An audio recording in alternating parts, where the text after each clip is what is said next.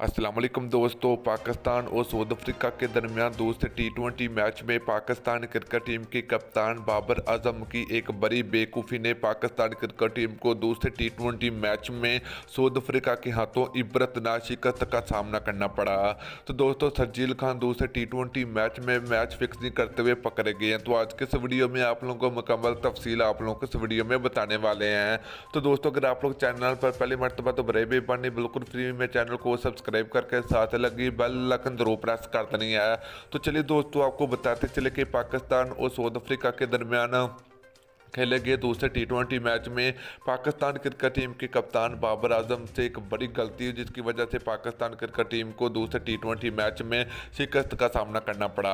तो दोस्तों, बात करें बाबर आजम ने, तो बाबर आजम टॉस जीतकर पहले बैटिंग करने का फैसला किया, तो ये बिल्कुल गलत साबित हुआ, क्योंकि पाकिस्तान क्रिकेट टीम पहले बैटिंग करते हुए 12 टारगेट देने में कामयाब नहीं हो पाई। अगर पाकिस्तान क्रिकेट टीम पहले बॉलिंग करती तो फिर पाकिस्तान क्रिकेट टीम दूसरा टी20 मैच जीत सकती थी। दोस्तों, ये थी बाबर आजम की सबसे बड़ी गलती।